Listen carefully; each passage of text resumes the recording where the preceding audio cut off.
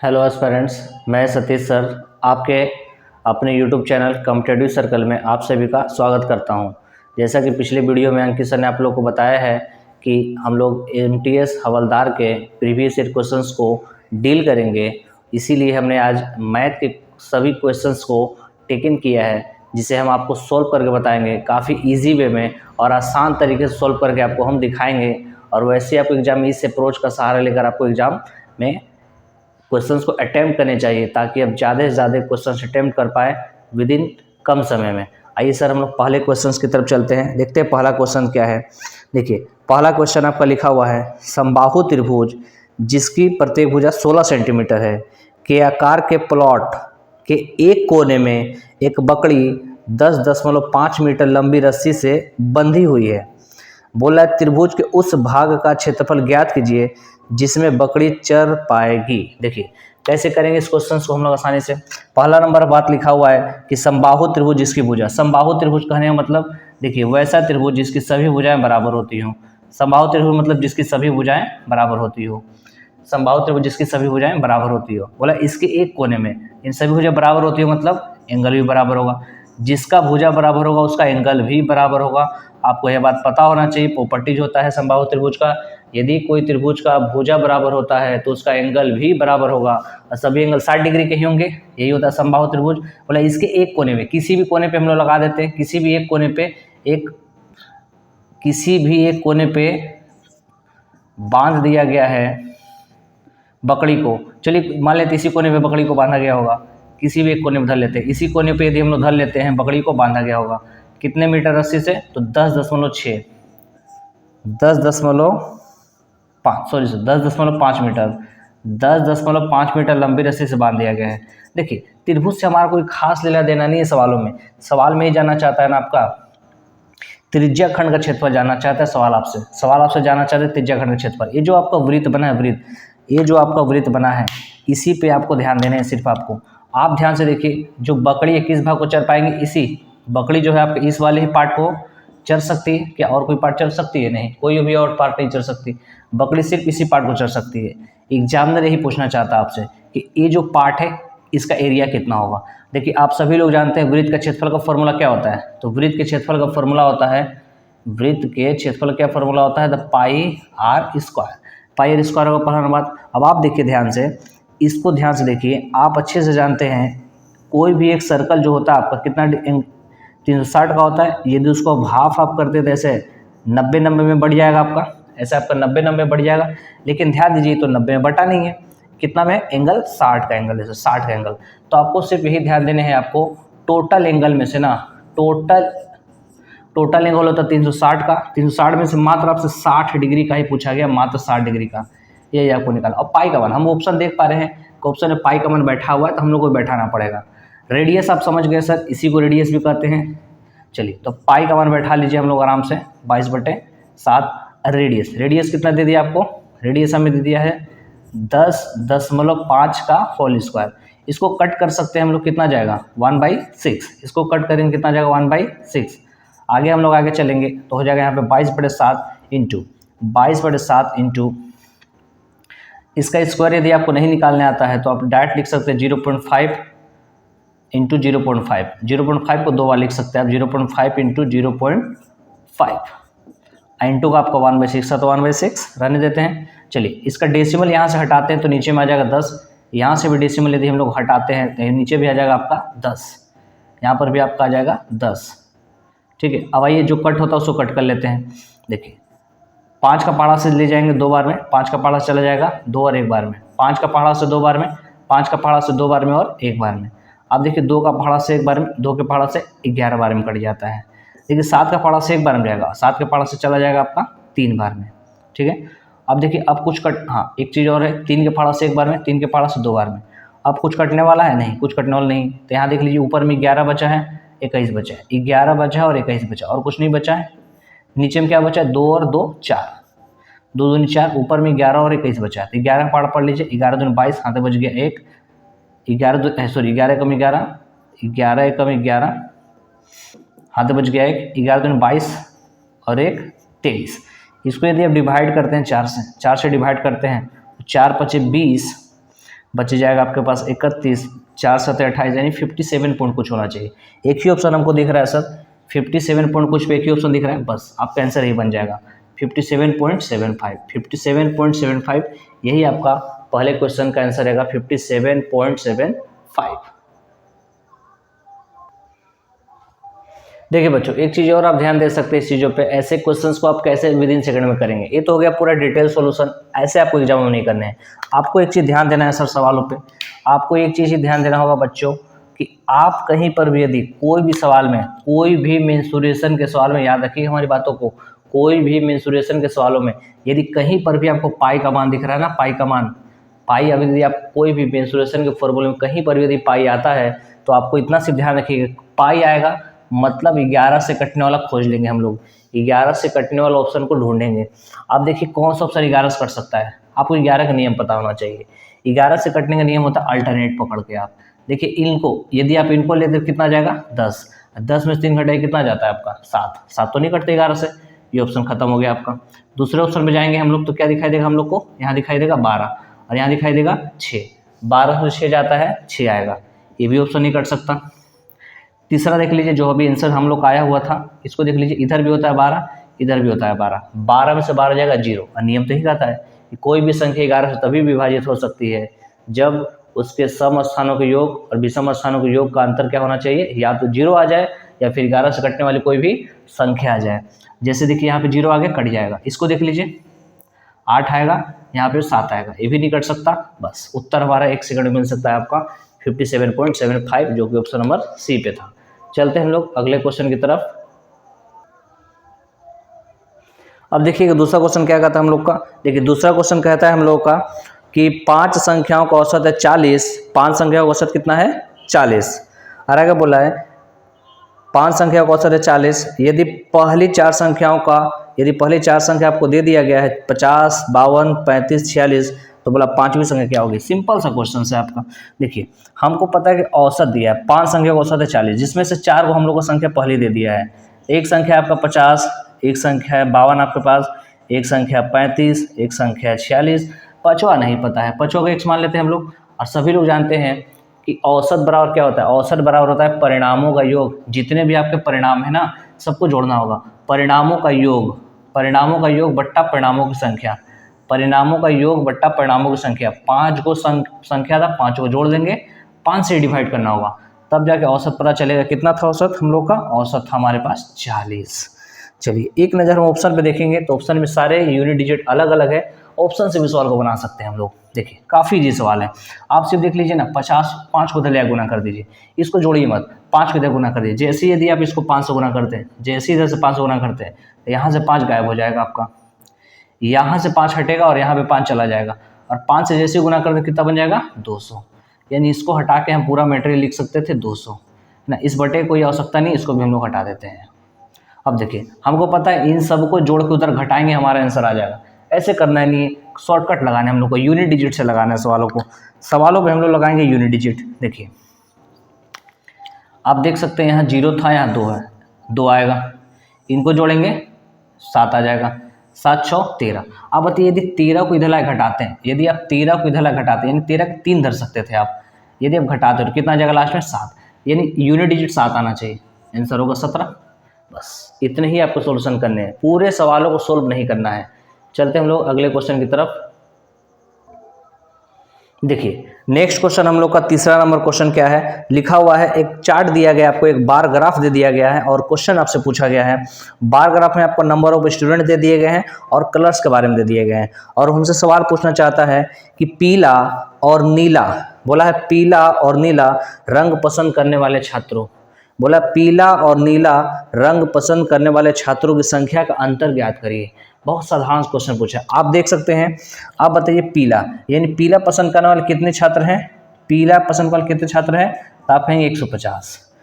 आप उसका हमसे आपसे पूछे कि ब्लू, ब्लू यानी नीला, नीला पसंद करने वाले कितने लोग हैं, तो आप कहेंगे मात्र 50। इन्हीं का तो अंतर पूछा है, घटा दीजिए और आपका आंसर बन जाएगा 100, यानी ऑप्शन नंबर डी इस क्वेश्चन का करेक्ट उत्तर होगा।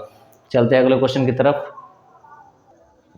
देखिए क्वेश्चन नंबर 4 क्या कहता है, क्वेश्चन नंबर 4 कहता है आपको, यदि ए बराबर, आपको सवाल में दे दिया गया है ए बराबर, आपको सवाल में दे के रखा है a बराबर 1300, सवाल में दे के रखा है a बराबर 1300, अब b बराबर दे के रखा है 1450, b बराबर आपको दे के रखा है 1450 पूछा है ना, तो b a से लगभग कितना प्रतिशत अधिक है, यानी b जो है ना b a से इस वाले से a से कितना परसेंट अधिक है, कितना परसेंट अधिक है। तो आप बताइए तुलना किसको किया है, ए का तुलना किया है, किससे किया है, बी से किया है। देखिए जिसको तुलना करेंगे उसको ऊपर रखेंगे, जिसको तुलना किया जा रहा है उसको ऊपर रखेंगे। आप बताइए कितना कितना ज़्यादा है, बी वाला कितना ज़्यादा है आपका, तो आप कहेंगे बी वाला 150 ज़्यादा है, बी वाला 150 ज़्यादा है। किससे भैया, ए से। ए ना जाना चाहता है, सवाल बोला बी ए से लगभग कितना प्रतिशत अधिक है, यानी बी ज़्यादा था लिख दिए, किससे, ए से, ए वाले से तुलना चल रहा था, नीचे लिखेंगे 1300, इंटू का हो जाएगा हमारे पास 100, प्रतिशत जाना तो इंटू का 100 लगा लेंगे। पहले ही कट कर लेते, 1 0 2 0 1 0 2 0 उड़ा लेते, अब कुछ कट नहीं सकता हमारे पास, तब हमारे पास बचेगा 150/13। यदि आप 13 से डिवाइड करते हैं, देखिए आप 13 से डिवाइड करते हैं तो कितना बार हो जाएगा, तो आप कहेंगे 13 कम 13 हो जाएगा हमारे पास, 13 कम 13 हो जाएगा, कितना बचेगा 20, कितना बचेगा 20, फिर 13 कम 13 हो जाएगा, यानी 11 पॉइंट क्वेश्चन आंसर होगा। और एक ही ऑप्शन 11 पॉइंट है, आंसर यही होना चाहिए हमारा। इससे ज़्यादा ऑप्शन, इससे ज़्यादा सवालों को हम लोग समय नहीं देंगे, ऑप्शन पे भी ध्यान देंगे, सवालों को बनाएंगे भी, ताकि हम लोग सवाल को जल्दी लिख कर सके। चलिए बढ़ते हैं नेक्स्ट क्वेश्चन की तरफ। देखिए 5वें क्वेश्चन पे कहा गया है हम लोग को, एक घन की प्रत्येक भुजा 4 सेंटीमीटर, बोला एक घन की प्रत्येक भुजा 4 सेंटीमीटर है, और घनाभ की भुजाएं आपको दे दिया है। देखिए घन की भुजा हमको दे दिया है, एक तरफ दिया है हमें घन और एक तरफ दिया है हमें घनाभ। देखिए बहुत ही प्यारा सा क्वेश्चन है, बोला एक घन की प्रत्येक भुजा, इसका भुजा को इससे डिनोट करते हैं, इसका भुजा हमें दे दिया है 4 सेंटीमीटर, और आगे बोला है घनाभ का जो भुजा है ना, घनाभ का भुजा, देखिए घनाभ का सभी लोगों को पता है सर, घनाभ का जो होता है ना, आपको लंबाई चौड़ाई ऊंचाई सब अलग अलग होता है, इसमें लंबाई भी होता है, चौड़ाई भी होता है और ऊंचाई भी होता है, सबके सब अलग अलग होते हैं, सबके सब वही आपको दे दिया, मल्टीप्लाई करके ही दे दिया है इनको, लिखा है 2 सेंटीमीटर 3 सेंटीमीटर और 4 सेंटीमीटर। तो पूछा है घन के आयतन और घनाभ के आयतन का अंतर कितना होगा, घन का आयतन और घनाभ के आयतन का अंतर कितना होगा। आयतन यानी कि वॉल्यूम हमसे पूछना चाहता है, वॉल्यूम का फॉर्मूला होता है AQ, घन के वॉल्यूम का फॉर्मूला होता है AQ, यानी भुजा का Q, भुजा था 4 कर देंगे 4 का क्यूब, कितना जगह 4 का क्यूब 64। घनाभ का बात करें तो घनाभ के आयतन का फॉर्मूला होता है लंबाई गुने चौड़ाई गुने ऊंचाई, यानी कि इसके जितने भी साइड है ना सबको मल्टीप्लाई कर दीजिए, सिंपल सी बात है, जितने भी साइड है सबको मल्टीप्लाई कर दीजिए, यानी 2 3 और 4 सबको मल्टीप्लाई कर दीजिए, कितना जाएगा, तो आप कहेंगे 12 दूनी 24। सवाल पूछा इनका अंतर ही तो पूछा है, देख लीजिए कितना का अंतर है इन दोनों में, तो आप कहेंगे मात्र 40 का अंतर है, 40 का, और 40 ही हमारा आंसर रहेगा, 40 बिल्कुल 40 ही हम लोग का इनका आंसर रहेगा। कोई दिक्कत इस वाले में। चलिए चलते हैं अगले क्वेश्चन की तरफ हम लोग। देखिए नेक्स्ट क्वेश्चन क्या बोला गया आपको, नेक्स्ट क्वेश्चन यानी कि क्वेश्चन नंबर 6 आपको कहा गया है, एक दुकानदार 3 उत्पाद, बोला एक दुकानदार 3 उत्पाद ABC खरीदता है, एक दुकानदार जो है ना 3 उत्पाद खरीदता है ABC, एक दुकानदार 3 उत्पाद खरीदता है ABC। आगे बोला कि उन्हें क्रम से 20%, 30%, 40% लाभ पे बेचता है। इस वाले को 20% का प्रॉफिट बेचता है, इस वाले को 30% के प्रॉफिट बेचता है, इस वाले को 40% प्रॉफिट बेचता है। क्लियर। आगे बोला है यदि इन उत्पादों के क्रय मूल्य का अनुपात, इन उत्पादों के क्रय मूल्य का अनुपात, क्रय मूल्य यानी कि कॉस्ट प्राइस का रेशियो दे दिया है, कितना दिया है, कॉस्ट प्राइस को रेशियो दे दिया आपको 4 3 और 2, कॉस्ट प्राइस का रेशियो दे दिया 4 3 और 2। देखिए हम अच्छे जानते हैं अनुपात में कोई भी नंबर से गुना कर दीजिए, अनुपात पे कोई भी इफेक्ट नहीं पड़ता है। लेकिन सवालों में आप कुछ भी करिए, लेकिन सवाल के लैंग्वेज को कोई डिफर नहीं होना चाहिए, बाकी आप सवालों को कुछ भी कर सकते हैं। उसी तरह हम लोग अनुपात में कोई भी चीज़ लगाएंगे तो सेम लगाएंगे सबके पास, हटाएंगे तो सेम चीज़ हटाते हैं। बस इसी बात का फ़ायदा उठाते हुए हम लोग सर जो भी अनुपात दिया गया ना उसमें अपने मन से एक जीरो ऐड कर देते हैं, ताकि सवाल को आसानी से कैलकुलेट कर पाए हम लोग। देखिए सवाल में पूछा था ना हम लोगों से कि नया जो क्रय मूल्य वही बताइए क्या हो, इनका विक्रय मूल्य क्या होना चाहिए, इनका विक्रय मूल्य क्या होना चाहिए यदि इतने % बढ़ा दिए जाते हैं तो। देखिए तो आप अच्छे देख रहे हैं 40% है, सॉरी 40 है, 40 का 20% कितना होता है, 20% बढ़ाना है आपको 40, तब जब 40 का 20% होता है 8 जैसे बढ़ाएंगे तो हो जाएगा 48। इसमें जैसे ही 40 का जैसे 20% निकालते हैं तो आता है 8, और 8 इसमें जोड़ देंगे क्योंकि बढ़ाना पड़ेगा हम लोग को, बढ़ाएंगे तो हो जाएगा 48, और हमको एक ही ऑप्शन में 48 दिख रहा है तो बस आंसर कह देंगे सी नंबर। बाकी सवाल को आगे सॉल्व करने की दरकार नहीं है रत्ती भर भी। फिर भाई आपको सॉल्व करके दिखा दे रहे हैं हम।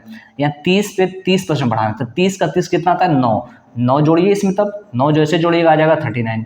इसमें कितना बढ़ाना है 40%, 20 का 40% कितना होता है 8, जैसे आप बढ़ाएंगे तो हो जाएगा 28। यानी ये हो जाएगा इनका सेलिंग प्राइस का रेशियो, जो कि हम आपको पहले बता दिए, आंसर होगा आपका सी। ऐसे आपको सवालों को सॉल्व करने हैं। चलते हैं अगले क्वेश्चन की तरफ हम लोग। देखिए नेक्स्ट क्वेश्चन क्या है हम लोग का। नेक्स्ट क्वेश्चन देखिए बोला गया आपको एवरेज से क्वेश्चन है, काफी सुंदर सा इजी सा क्वेश्चन है। बोला 21 क्रमागत प्राकृतिक संख्या का औसत है 53। 21 क्रमागत प्राकृतिक संख्या का औसत कितना है 53। बोला इन 21 संख्याओं में सबसे छोटी संख्या का मान कितना होगा। सबसे छोटे वाले संख्या का मान हमसे जानना चाहते हैं। देखिए अब 21 को संख्या लिखना, एज्यूम करना इतना आसान बात तो नहीं है ना, तो हम लोग x मान के बना सकते हैं। दूसरा भी तरीका है लेकिन आपको काफी समय लगेगा। हम लोग इजी की जानते हैं, और हम लोग जानते हैं औसत बराबर क्या होता है। यदि संख्या जो है आपका ना लगातार जा रहा है, यानी संख्या में अंतर सेम आ रहा है, यदि संख्या में अंतर सेम आ रहा है तो आप सबको पता होना चाहिए कि औसत के फॉर्मूला क्या होता है। औसत बराबर फॉर्मूला होता है फर्स्ट नंबर, औसत बराबर फॉर्मूला होता है आपका first number plus last number, first number plus last number divided by 2। इससे हम लोग सवाल को बनाएंगे। इसके पहले भी एवरेज का क्वेश्चन था, लेकिन उसमें डिफरेंस सेम नहीं थे, नंबर में डिफरेंस सेम थे, हम नंबर में अंतर सेम है। अंतर सेम होता है तो इसको इसी फॉर्मूले से बनाना पड़ता है। चलिए हमें औसत दे दिया था 53, हम लोग लिख लेते हैं। हमें पहली संख्या नहीं मालूम, वही तो पूछा गया है। मान लेते पहली संख्या x है, तो अंतिम संख्या क्या होगा। याद रखिएगा जितना भी बोला गया ना उससे एक कम कर लेंगे। 21 बोला था तो एक कम कर लेंगे यानी कि 20।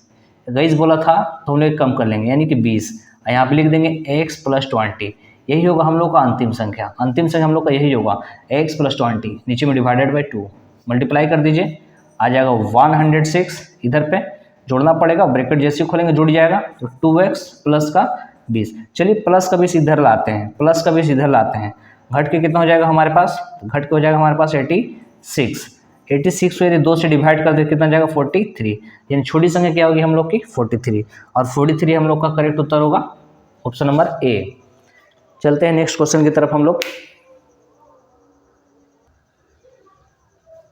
देखिए नेक्स्ट क्वेश्चन में क्या बोला गया आपको, सिंप्लीफिकेशन दिया है, वो भी बहुत ही सिंपल सा सिंप्लीफिकेशन दिया है, सिंपल सा। क्या लिखा हुआ है, लिखा हुआ 25 - 4 डिवाइडेड बाई 2 प्लस का 11.5 और प्लस का 9.5। देखिए सभी वो जानते हैं कि ब्रैकेट काम पहले करते हैं और एक ही को ब्रैकेट, उसका डिवाइड भी है उसमें। चलिए सबसे पहले डिवाइड का काम कर लेते हैं। जैसे डिवाइड का काम करें कितना चलाएगा हमारे पास, तो आप कहेंगे हमारे पास चला आता है 2, इधर से सबकी उतार लेंगे। देखिए अब उतारने की दरकार नहीं थी, ये भी लिखने का भी दरकार नहीं था, आपको सिर्फ यहाँ से दिख रहा था ना क्या मिलना चाहिए, आपको यहाँ से 2 मिलेगा, और आप क्लियरली देख पा रहे हैं इन सबको ऐड करना होगा, इन सबको ऐड करना होगा। किनको, तो 11.5, 9.5 है ना, 9.5, 11.5 और 25 को ऐड करना पड़ेगा और 2 घटाना पड़ेगा। ऐड कर लेते हैं, पहले इसको ऐड कर लेते हैं। तो 11.5 यदि 0.5 ऐड कर देंगे तो बन जाएगा 12, अब 12 में 9 ऐड करेंगे तो 21, 12 9 21, 21 को जिसमें ऐसे ही ऐड करेंगे, जैसे 21 को यहाँ पे ऐड करते हैं लाके, यहाँ से 21 उठा इधर आ गए, जैसे ही ऐड करते कितना जाएगा हमारे पास 6 एंड 4 46, अब 46 में से जैसे आप 2 घटाते हैं, 46 में जैसे आप 2 घटाते हैं आ जाएगा 44 यानी कि option number C, option number C हम लोग का आंसर होगा। चलते हैं नेक्स्ट क्वेश्चन की तरफ हम लोग। देखिए नेक्स्ट क्वेश्चन में हम लोग चलते हैं, क्वेश्चन नंबर 9 है हम लोगों का। बोला गया है एक वस्तु को बेचते समय 20% और 30% की 2 कर्मागत छूट जाती है। कर्मागत छूट मतलब क्या होता है, सक्सेसिव डिस्काउंट। याद रखिएगा बच्चों, कर्मागत छूट मतलब होता है सक्सेसिव डिस्काउंट, यानी कि एक के ऊपर एक छूट दिया है तो उसको कहते हैं हम सक्सेसिव डिस्काउंट। तो बोला गया है एक वस्तु को बेचते समय 20% और 30% की 2 कर्मागत छूट दी जाती है, तो वस्तु के अंकित मूल्य और विक्रय मूल्य का अनुपात कितना होगा। वस्तु के अंकित मूल्य यानी कि मार्केट प्राइस, MRP जिसको बोलते हैं, मार्केट प्राइस और सेलिंग प्राइस, विक्रय मूल्य यानी कि सेलिंग प्राइस का रेशियो जानना चाहता है। चलिए मान लेते हैं हम लोग अच्छे से, हम लोग जानते हैं कि मार्केट प्राइस को हम लोग 100 मान सकते हैं। परसेंटेज में कोई भी चीज़ को 100% ही मानना चाहिए ताकि सवाल आसान बनता है। तो हम लोगों ने मान लिया 100 रुपया, यानी 100 रुपया यदि दाम था तो इस पर 2 को डिस्काउंट दिया गया था, एक 20% और 30% का। तो पहले 20% का डिस्काउंट दिया, तो कितना पे करेगा वो 80%। जब 30% का डिस्काउंट दिया तो कितना पे करेगा, आप कहेगा 70% पे करेगा। चलिए सबसे पहले कट कर लेंगे 100 से 100, बहुत आसान चीज़ होता है काटना, इसमें कोई दिक्कत नहीं होती है। अब 0 से पहले कट करें, काटना भी एक ध्यान देंगे। अब देखिए 4 का टेबल से कट रहा था कितना बार में, 2 का टेबल से, 4 का पारस कट रहा था 25 बार में, तो फाइनल रेशियो कितना आ जाएगा, यहाँ से मिलेगा आपको 25 और यहाँ से मिलेगा 7 दूनी 14, आंसर हो जाएगा 25:14, जो कि ऑप्शन नंबर डी पे लगा हुआ है और यही हम लोग का आंसर बनेगा, ऑप्शन नंबर डी। चलते हैं नेक्स्ट क्वेश्चन की तरफ। देखिए नेक्स्ट क्वेश्चन आ गया हम लोग का टाइम एंड वर्क से। बोला कि P एक कार्य का 1/2 भाग, बोला P एक कार्य का 1/2 भाग 10 दिन में पूरा करता है। अब आप ही बताइए P क्या करता है, P किसी भी काम का 1/2 भाग, P किसी भी काम का 1/2 भाग कितना दिन में करता है, तो 10 दिन में करता है। यहाँ से टोटल काम निकालें कितना जाएगा, तो आप कहेंगे 20, यानी P जो है ना टोटल काम, 1 को हमेशा याद रखेंगे, 1 मतलब होता है टोटल वर्क, 1 मतलब होता है टोटल वर्क, ठीक है ना, 1 मतलब होता है आपका टोटल वर्क, याद रखेंगे। आगे बोला गया है P एक काम का 1/2 भाग जो है 10 दिन में करता है, और Q जो है Q के बारे में बोला गया यहाँ पे, फिर Q के बारे में बोला गया Q उसी काम का 1/5 भाग, Q उसी काम का 1/5 भाग, Q उसी काम का 1/5 भाग 4 दिन में करता है, 1/5 भाग कितना दिन में, 4 दिन में। तो यहाँ से भी हम लोग पर क्या पता चलेगा, कितना दिन में करेगा लोग, 20, यहाँ से पता चल जाएगा 20 दिन में करेगा। चलिए आगे बोला गया है तो दोनों मिलकर उस काम को कितने देर में पूरा करेंगे, दोनों मिलकर, देखिए सभी लोग जानते हैं कि P टोटल काम को कर सकता था 20 दिन में, Q भी टोटल काम को कर सकता था 20 दिन में। यदि हम लोग टोटल वर्क निकालना चाहेंगे दोनों का एलसीएम लेंगे, 20 से 20 का एलसीएम तो 20 ही होता है। एफिशिएंसी निकालने क्षमता कितना था, P का क्षमता कितना था, एक दिन में एक काम करने का, Q का क्षमता कितना था, एक दिन में एक काम करने का। अच्छा जब दोनों लोग मिल जाएंगे, P और Q दोनों मिल जाएंगे, तो P भी अपना हिस्सा का एक काम करेगा, Q भी अपने हिस्से का एक काम करेगा, P भी अपने हिस्से का एक काम करेगा और Q भी अपने हिस्से का एक काम करेगा। जब दोनों मिल जाएंगे तो 2 काम करेंगे ना, बस 2 से डिवाइड मारेंगे, हमारा आंसर आ जाएगा 10 दिन में लोग पूरा काम खत्म कर देंगे, 10 दिन में आंसर होगा 10। चलते हैं अगले क्वेश्चन की तरफ।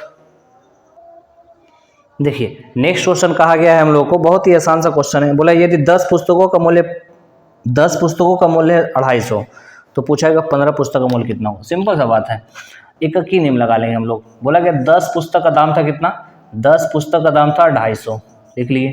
तो पूछा गया है 15 पुस्तक का दाम कितना होगा, नहीं पता, मान लेते हैं x, 10 पुस्तक का दाम 250, तो 15 पुस्तक का दाम कितना होगा, नहीं मालूम, x मान लेते हैं। एक की नियम सबसे ईजी नियम होता है, इसी को लगाना चाहिए, 0 से 0 कट कर देंगे। फर्दर यदि हम लोग गुना करेंगे तो 15 को 25 में गुना करिए तो आ जाता है 375, 15 को 25 में गुना करेंगे आ जाएगा 375, यानी कि ऑप्शन नंबर डी इस क्वेश्चन का करेक्ट उत्तर होगा। चलते हैं अगले क्वेश्चन की तरफ। देखिए नेक्स्ट क्वेश्चन हम लोग का क्या है, तो नेक्स्ट क्वेश्चन है आपका कंपाउंड इंटरेस्ट, चक्रवृद्धि ब्याज से। बोला गया यदि ब्याज को वार्षिक रूप से संयोजित किया जाता है, यदि ब्याज को वार्षिक रूप से संयोजित किया जाता है, यदि ब्याज को वार्षिक रूप से संयोजित किया जाता है तो 24,000 पर 10% वार्षिक दर से 2 वर्षों का चक्रवृद्धि ब्याज कितना होगा। आइए क्वेश्चन को समराइज कर देते हैं एक बार। देखिए प्रिंसिपल आपको दे दिया गया है यहाँ पे 24,000, उसका रेट भी आपको दे दिया, बहुत ही आसान सा रेट है 10%, और समय भी आपको दे दिया 2 साल, और आपसे जानना चाहते हैं कि कंपाउंड इंटरेस्ट कितना बनेगा। बस यही सिंपल सा और आसान सा आपका क्वेश्चन पूछा गया है। देखिए 2 साल की यदि बात करता है ना, सवाल में यदि आपको कभी भी 2 साल का बोले, फॉर्मूले नहीं लगाएंगे, फॉर्मूले लगाएंगे सवाल आपके काफ़ी लॉन्ग बन जाएंगे, फॉर्मूले लगाएंगे सवाल आपके लॉन्ग बनेंगे, तो इसलिए शॉर्ट करने के लिए आपको ध्यान रखिएगा, ट्रिक लगाएंगे हम लोग। देखिए 2 साल का ऐसे भी कर सकते थे आप। देखिए 2 साल का जो कंपाउंड बनता है ना आपका, वो बनता है 21%, वो बनता है 21%, जो निकालने के लिए आपको x y प्लस XY/100 का सहारा लेकर निकालना पड़ेगा, तब आएगा आपका 21%। ऐसे भी निकाल सकते थे डायरेक्ट, कोई दिक्कत की बात नहीं थी। 2 साल का कंपाउंड बनता है 10% के रेट से 21, ठीक है, तो आप डायरेक्ट निकाल सकते थे, आप चाहेंगे तो डायरेक्ट निकाल सकते थे इस तरह से कि 24,000 का 21%, डायरेक्ट आपको आंसर मिल जाता है यहाँ से 1020 आपके लिए देख पा रहे हैं। 0 के यदि हम साइड कर भी देते हैं, सबसे अंत में 0 ही आएगा, उसका देखिए बच गया 24 और 21 गुना करेंगे, यूनिट डिजिट गुना करेंगे, आना चाहिए 4, और एक ही ऑप्शन के पीछे में 4 लगा हुआ है, आंसर बनेगा हमारा 50-40, यानी कि 5 या 40 हमारा उत्तर बनेगा। बस यही हम लोग का आंसर हो बच्चों। चलते अगले हाँ, एक तरह से और आपको बता देते हैं, यदि आप ऐसे नहीं निकाल पाते, यदि आपको ऐसे नहीं आता है, आपको टेबल नहीं पता है कि हाँ रेट दिया रहेगा तो 2 साल के लिए क्या कंपाउंड आता है डायरेक्ट, तो याद रखिएगा आप इस ट्रिक का यूज कर सकते हैं 2:1। 2 साल के लिए ट्रिक बनता है 2:1। इसको कैसे अप्लाई करेंगे इसको भी बता देंगे आपको निकालना, जब आपको क्लास लेंगे हम, जो आपको क्लास देंगे तब आपको बताएंगे, अभी आपको सॉल्व करा रहे हैं तो उतना समय नहीं लेंगे आपका। आप ध्यान रखिएगा, देखिए 24,000 का 10% कितना होता है, 24,000 का 10%, तो आप कहेंगे 24,000 का 10% होता है 2400।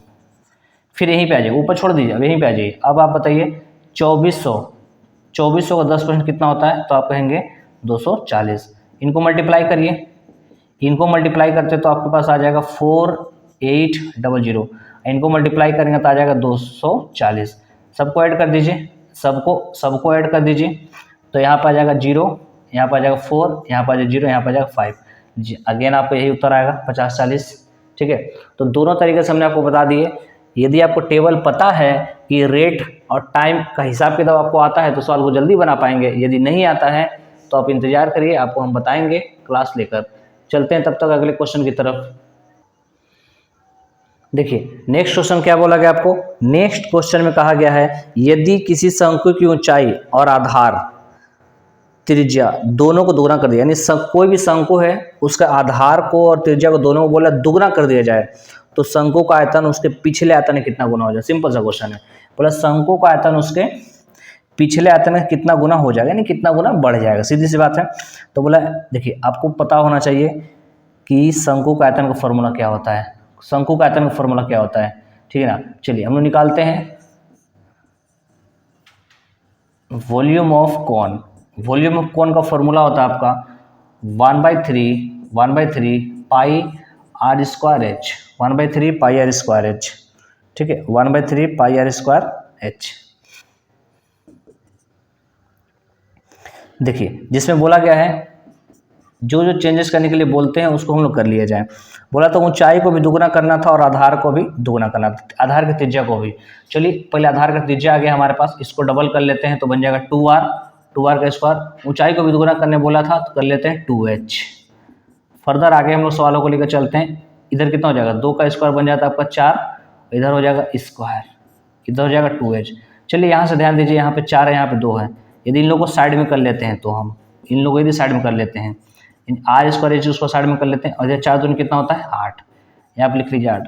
तो आप क्लियर यहाँ पे देख पा रहे हैं कि पहले आयतन था हमारे पास, पहले आयतन था हमारे पास इतना, पहले आयतन था हमारे पास इतना 1/3 पाई आर स्क्वायर एच, और अब क्या हो गया है 8 गुना हो गया, 8 गुना।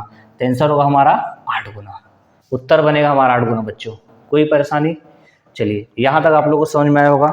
चलते हैं अगले क्वेश्चन की तरफ। चलिए देखिए नेक्स्ट क्वेश्चन है, हम लोग को बोला गया जनसंख्या वृद्धि पर क्वेश्चन है। कहा गया है वर्ष 2020 में एक शहर की जनसंख्या थी 2 लाख। वर्ष 2020 में, यानी 2020 में जनसंख्या कितना था, 2 लाख था। चलिए लिख लेते हैं हम लोग, इतना जनसंख्या था 2020 में। जानना चाहता है कि जनसंख्या वृद्धि की दर 8% है, यानी 8% के हिसाब से जनसंख्या प्रतिवर्ष बढ़ रहा है। 8% दर से जनसंख्या क्या हो रहा है, हर साल बढ़ते जा रहा है। तो सवाल में जानना चाहता है कि 2022 में शहर की जनसंख्या क्या होगी, 2022 में शहर जनसंख्या क्या होगी। चलिए वृद्धि का रेट, वृद्धि दर है आपका 8%, तो हमने लिख लीजिए यहाँ पे 108/100। 2 साल का बात हो गया ना, तो एक बार और लिख लीजिए, क्योंकि आप 2020 से तो पहले 2021 पे जाएंगे तब ना 2022 में जाएंगे। बस सवाल इतना ही पूछा गया था। आइए कट कर दे, सबसे पहले 0 कट करिए, 1 2 3 4, 1 2 3 4, अभी भी वो 0 बच गए। यदि हम मल्टीप्लाई के सेंस में जाते हैं तो सबसे अंत में 0 ही आएगा, उसका यूनिट डिजिट लगाएं, क्योंकि हम देख रहे हैं 0 को यदि छोड़ दें, देखिए ई 2 ऑप्शन तो कभी हो ही नहीं पाएगा क्योंकि अंत में 0 है भी नहीं, बाकी 2 ऑप्शन बचे। 0 को यदि काट लेते हैं तो एक पीछे 9, एक पीछे 8 है, दिमाग लगाइए, यूनिट डिजिट लगाएंगे। 8 को 8 में करेंगे 64 का 4, 4 दूना 8, अंत में 8 आना चाहिए, और अंत में 8 किस में दिया है आपका, ऑप्शन नंबर बी पे। यही आप लोगों का करेक्ट उत्तर रहेगा। ठीक है बच्चों, कोई दिक्कत है यहाँ तक में? देखिए चलते हम लोग अगले क्वेश्चन की तरफ। देखिए नेक्स्ट क्वेश्चन हम लोग को लसामसा का दिया गया है। क्वेश्चन दिया गया है दिए गए भिन्न, आपको भिन्न दे दिया गया, आपको दिख रहा है आसानी से। देखिए क्या लिखा हुआ है, यदि दिए गए भिन्न 2/5, 3/7 और 4/9, इनका पूछा गया एलसीएम क्या होगा, इनका पूछा गया आपसे एलसीएम क्या होगा। देखिए याद रखिएगा बच्चों, जो आपसे पूछा जाएगा ना, जो भी आपसे पूछा जाएगा, जैसे आपसे एलसीएम पूछा गया तो याद रखिएगा ऊपर वाले का ही एलसीएम निकाला जाता है और नीचे वाले निकाला जाता है एचसीएफ, नीचे वाले निकाला जाता है एचसीएफ। यानी जो आपसे कहा जाएगा उसको ऊपर में करेंगे, उसका उल्टा नीचे में करेंगे। जैसे देखिए आप बताइए 2, 3, 4 कैल्शियम कितना आता है, तो आपके 2, 3 और 4 कैल्शियम तो आता है 12। 5, 7, 9 का इससे कितना आएगा, तो आप कहेंगे 1। क्यों? क्योंकि 5, 7 और 9 में कुछ भी कॉमन नहीं है, कुछ भी कॉमन नहीं है। जहाँ पे कुछ भी कॉमन नहीं होता उसको वहाँ पे मसअप 1 होता है। यदि कुछ कॉमन होता तो मसअप हमारा वही कहलाता, इसलिए हम लोग का आंसर क्या बन जाएगा, 12। ऑप्शन नंबर डी हम लोग का करेक्ट उत्तर होगा। चलते हैं अगले क्वेश्चन की तरफ। चलिए देखिए अगले क्वेश्चन पे हम लोग आते हैं। नेक्स्ट क्वेश्चन हम लोग का क्या कहता है, देख पा रहे हैं आप लोग। देखिए कहा गया है एक नाव धारा की दिशा में, एक नाव धारा की दिशा में एक निश्चित दूरी तय करने में 16 मिनट का, एक नाव धारा की दिशा में यानी जिस दिशा में धारा बह रहा है वही दिशा में नाव चल रहा है, यदि उसी दिशा में नाव चल रहा है तो उसको कोई दूरी तय करने में 16 मिनट का समय लगता है। और धारा के विपरीत, धारा के विपरीत वही दूरी, धारा के विपरीत वही दूरी यानी कि सेम डिस्टेंस धारा के अपोजिट तय करने में उसको 24 मिनट का समय लगता है। सवाल में दिया गया है आपको, यदि शांत जल में नाव की चाल है 15 किलोमीटर, यदि शांत जल में नाव की चाल है 15 किलोमीटर प्रति घंटा, तो पूछा गया धारा की चाल क्या होगी। देखिए धारा की चाल हमें मालूम नहीं है, हमें मानना पड़ेगा धारा की चाल हो जाएगा x। हमें क्या मानना पड़ेगा, धारा की चाल, धारा की चाल क्या मानेंगे हम लोग, x मान लेते हैं। धारा की चाल हम लोग मान लिए x। अब देखिए सभी को पता है एक बार विपरीत जाएगा तो एक बार साथ में जाएगा। और अब जानते हैं डिस्टेंस यहाँ पे सेम था, डिस्टेंस बराबर था दोनों जगहों पे। जितना दूरी आप धारा के साथ जाते हैं उतना ही दूरी आप धारा के विपरीत भी जाते हैं। और सभी लोगों को पता है कि डिस्टेंस बराबर क्या होता है, स्पीड इनटू टाइम। यदि आपको सवाल में डिस्टेंस इक्वल हो जाता है तो इसका सीधा सीधा मतलब होता है कि आपको स्पीड और टाइम को मल्टीप्लाई कर देना चाहिए। ठीक है, चलिए जैसे आप जानते हैं जब डिस्टेंस हमारा इक्वल हो गया तो हम लोग क्या बैठाएंगे, स्पीड इनटू टाइम बैठाएंगे। हम लोग क्या बैठाएंगे, स्पीड इनटू टाइम बैठाएंगे। अब आप अच्छे जानते हैं यदि नाव को धारा की दिशा में बहाइएगा, नाव को धारा के दिशा में बहाइएगा तो क्या होगा, दोनों का स्पीड जुड़ जाएगा। यानी कि नाव का स्पीड था 15 और धारा का स्पीड था x, दोनों को जोड़ देंगे तब समय कितना लगता था, धारा के साथ ज़्यादा कितना समय लगता था, 16 मिनट। अब देखिए मिनट था, मिनट को घंटा बदलने के लिए 60 का इस्तेमाल करेंगे हम लोग। बगल में शिफ्ट हो जाते हैं, धारा के विपरीत नाव को चलाएंगे तो स्पीड घट जाएगा यानी कि 15 माइनस x। धारा के विपरीत नाव चलाते हैं तो कितना समय लगता है, 24 मिनट का समय लगता है। मिनट था, मिनट को घंटा बदलने के लिए 60 का इस्तेमाल कर लेंगे, मिनट को घंटा बदलने के लिए 60 का इस्तेमाल हम लोग कर लेंगे। अब आइए इनको कट करते हैं, जो भी कट हो रहा है। सबसे पहले तो 60 से 60 कट हो जाएगा, उसको देखिए 8 के पारा से 2 बार में और 8 के पारा से 3 बार में चला जाएगा। मल्टीप्लाई कर लेते इधर मल्टीप्लाई करेंगे तो हमें मिलेगा 30 प्लस का 2x। यदि इधर मल्टीप्लाई करेंगे तो हमें मिलेगा 45 माइनस का 3x। चलिए 3x माइनस था, माइनस में था, इधर लाएंगे तो प्लस में आ जाएगा यानी कि 5x बन जाएगा। 30 प्लस में था, इधर जाएगा माइनस हो जाएगा यानी कि 15 बचेगा। यानी x बराबर कितना जाएगा, 3। यानी x बराबर हमारा बनेगा 3, यानी 3 किलोमीटर प्रति घंटा धारा की चाल था। चलते हम लोग अगले क्वेश्चन की तरफ। देखिए नेक्स्ट क्वेश्चन में क्या कहा गया हम लोग को, नेक्स्ट क्वेश्चन में कहा गया आपसे 2 पाइप D और E, 2 पाइप है, एगो पाइप है D, एगो पाइप है E। बोला गया 2 पाइप D और E अकेले टैंकी को क्रमशः 26 और 78 घंटे भर सकते हैं। चलिए दोनों भरने वाला है प्लस से डिनोट करते हैं, खाली करने वाला कोई नहीं है। भरने वाला को प्लस से, खाली करने वाला माइनस करते हैं, लेकिन यहाँ पे दोनों भरने वाला था इसलिए कोई परेशानी नहीं था। E 26 घंटा में भरता था और ये वाला 78 घंटा भरता था। सवाल है बोला कि यदि दोनों पाइप को एक साथ खोल दिया जाए तो टंकी बने में कितना समय लगेगा। चलिए पहले टोटल काम कर लेते हैं, टोटल वर्क कितना जाएगा, तो 26 और 78 का एलसीएम होता है 78, यानी टोटल काम 78 ही है। अब क्षमता निकाल लेते हैं, इसका क्षमता कितना था, 26 से कट करेंगे 3 बार में, 78 से कट होगा 1 बार में ही। सवाल में बोला था दोनों मिलके तो टंकी भरने में कितना समय लगेगा। यदि दोनों पाइप को एक साथ खोला जाए, डी और ई दोनों को एक साथ खोलेंगे, डी और ई दोनों को एक साथ यदि आप खोलते हैं तो टंकी भरने में कितना समय लगेगा। काम था 78, जब दोनों मिलके काम करेगा तो चारों काम करेगा ना, बस भागा लगा दीजिए कितना जाएगा। तो आप कहेंगे 2 के पारास काट लेते, पहले हम 2 का पारास काटेंगे कितना बार में, 2 बार में। 2 का पारास काटेंगे कितना बार में, 39 बार में। 39 का यदि आप 2 से डिवाइड करते हो तो कितना जाएगा आपके पास, तो आपके पास आ जाएगा 19 सही 1/2, यानी 19 से 1/2 घंटा में काम कर लिया जाएगा। कहाँ पर, ऑप्शन नंबर सी में 19 से 1/2 इस क्वेश्चन का करेक्ट उत्तर रहेगा। चलते हैं अगले क्वेश्चन की तरफ।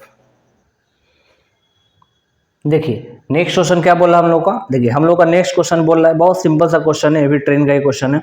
बोला है कि 140/9 मीटर पर सेकंड की गति से 140 मीटर यानी स्पीड हमें दे दिया है, 140 मीटर पर सेकंड की चाल से गतिमान एक ट्रेन 27 सेकंड में एक खंभे को पार करती है, तो ट्रेन की लंबाई पूछा आपसे, यानी लंबाई यानी कि दूरी पूछा है।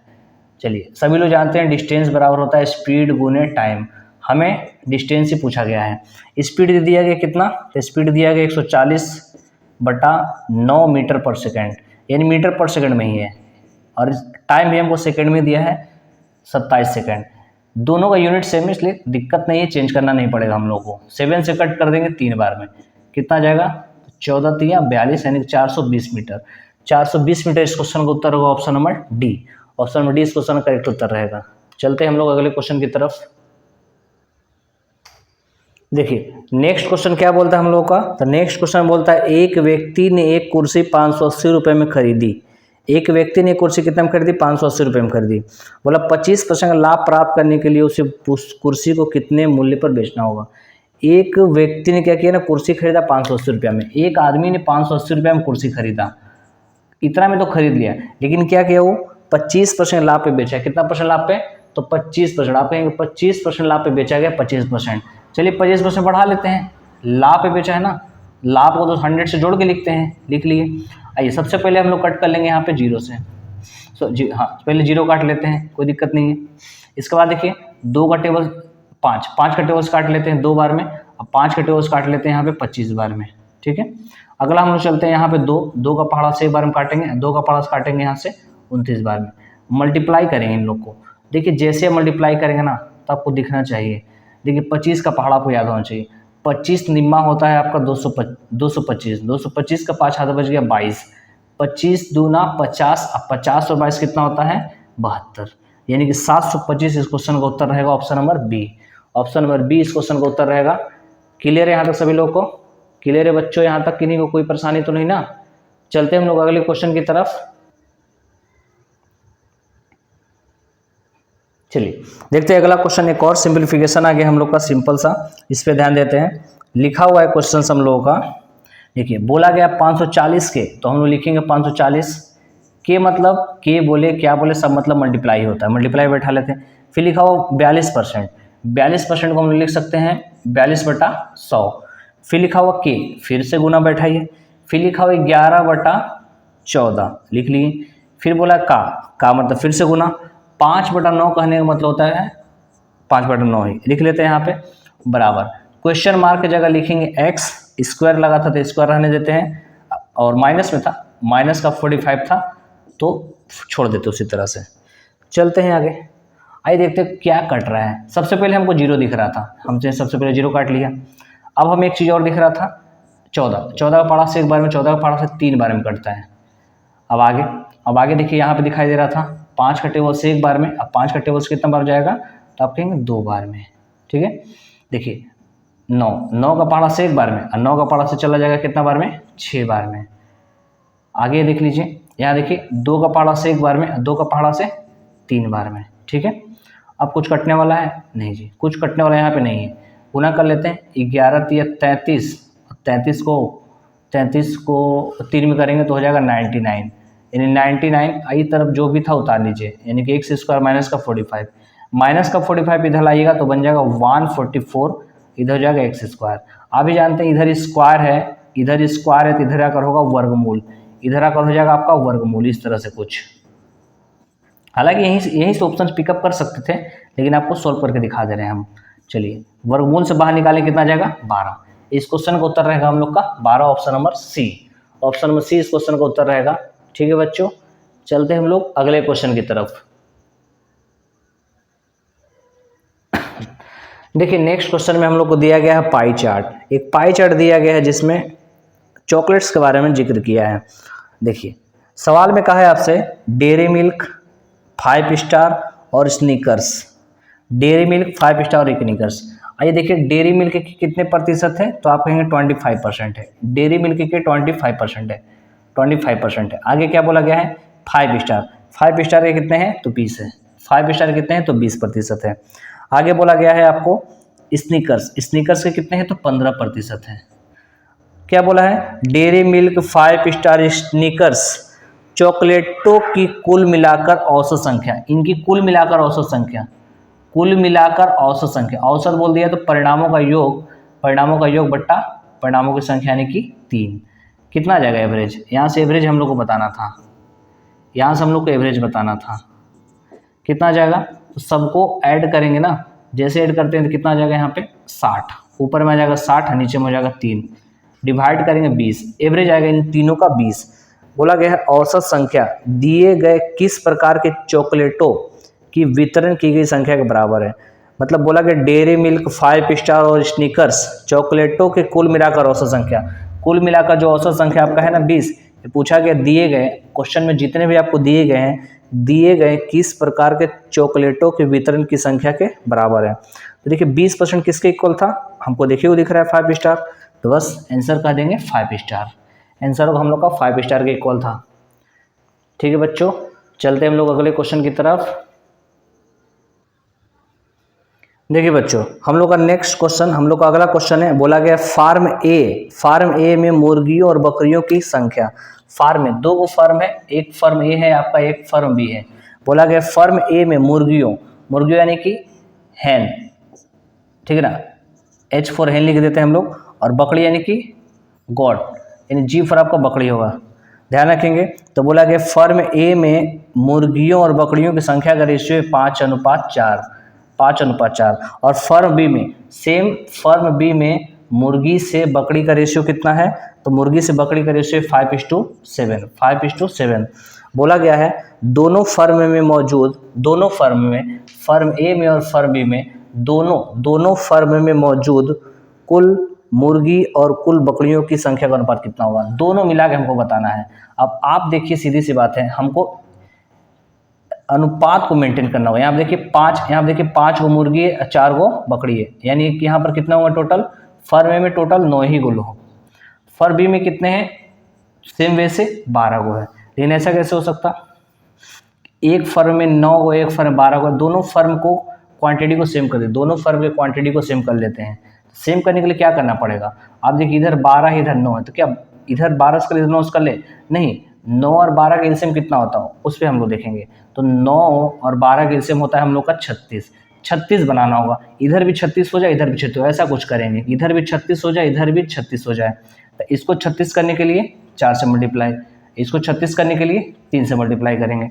जब आप इधर 4 से मल्टीप्लाई किए, इधर भी 4 से मल्टीप्लाई कर दीजिए, यानी कि 20, इधर भी 4 से मल्टीप्लाई कर दीजिए, यानी कि 16, इधर 3 से मल्टीप्लाई किया था ना, तो इधर भी 3 से मल्टीप्लाई कर देंगे 15, इधर भी 3 से मल्टीप्लाई करेंगे 21। तो आप देखिए दोनों फर्म मिला के पूछा था कि मुर्गी और बकरी की संख्या कितना था, दोनों फर्म मिला के हमसे पूछा था कि मुर्गी और बकरी की संख्या कितना है, मुर्गी और बकरी की संख्या कितना है। तो आप कहिएगा पहले फर्म में मुर्गी था 20 गो और दूसरे में 15 गो, मिला देंगे तो कितना हो जाएगा 35। बकरी की यदि हम लोग बात करें तो पहले फर्म में था 16 गो बकरी, दूसरे फर्म में था 21 गो बकरी, दोनों को जोड़ देंगे तो हो जाएगा 37। हम लोग का आंसर बनेगा 35:37, जो कि ऑप्शन में नहीं दिया हुआ है। आप देख सकते हो ऑप्शन में भी भूल है, याद रखेंगे इसका आंसर यही होगा आपका 35:21, ऑप्शन यहाँ पर भूल है, आप चेक कर सकते हैं इसको, ठीक है। ऑप्शन आपका नहीं दिया होगा कोई भी, इनमें से कोई भी ऑप्शन नहीं होगा, आंसर आपका करेक्ट उत्तर यही होगा आपका 35:37। ठीक है बच्चों, चलते हम लोग अगले क्वेश्चन की तरफ, इसका स्क्रीनशॉट ले लीजिए आप लोग।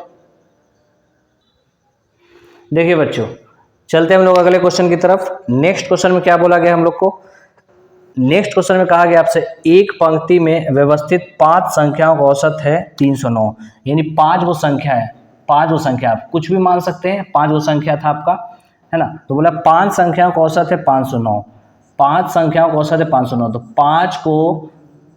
5 संख्याओं का औसत है 309, इसको मल्टीप्लाई करें कितना जाएगा, तो आप कहेंगे 1545, आप कहेंगे 1545।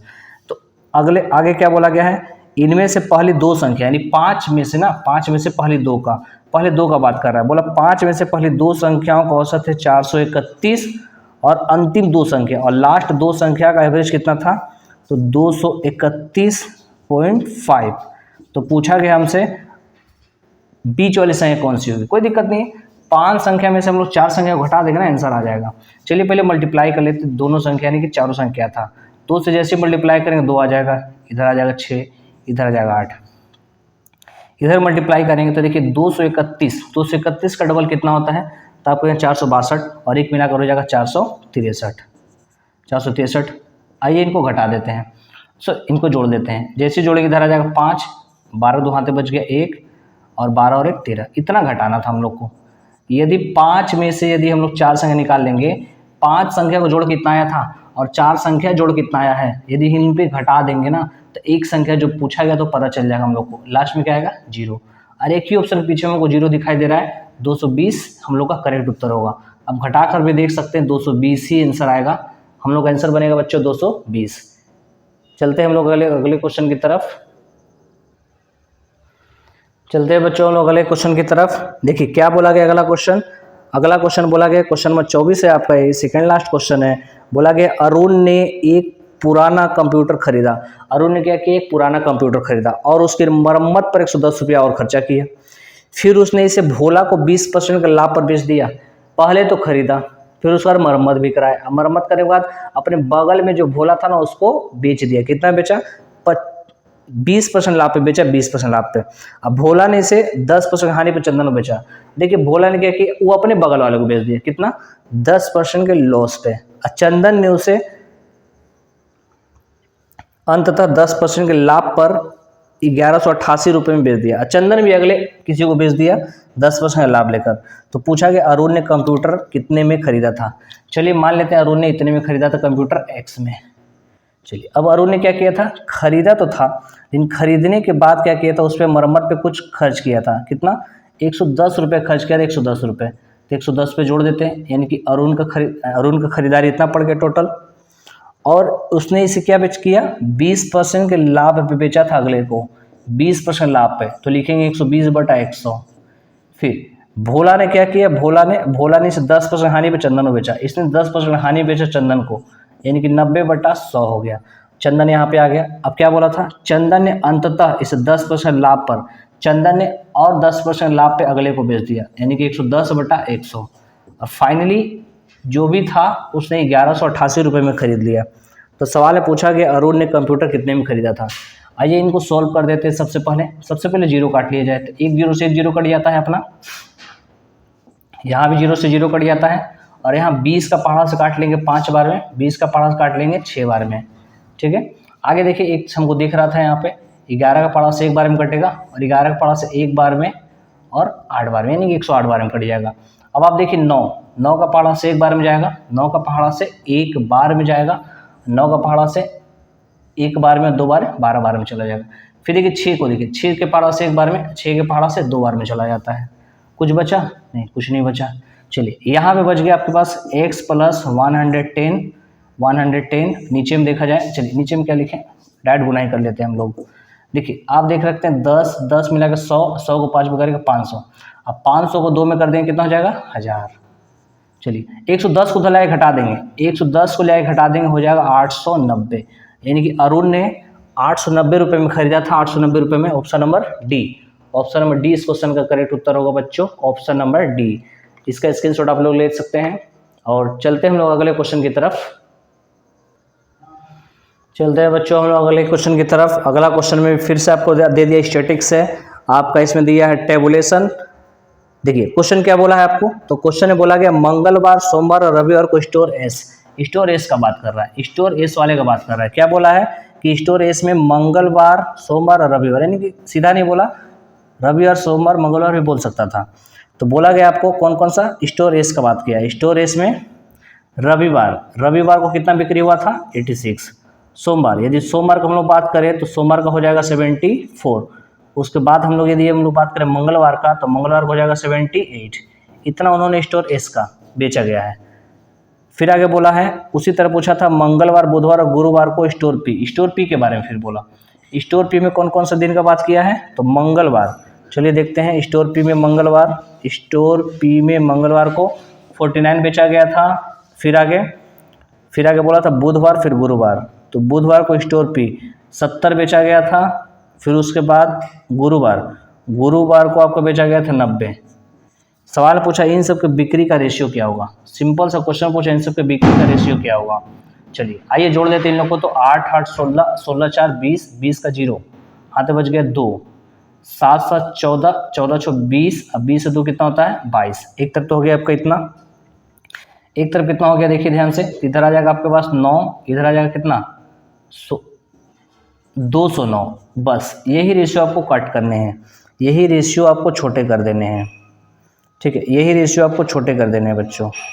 चलिए इसको छोटा करने के लिए देख लीजिए आप।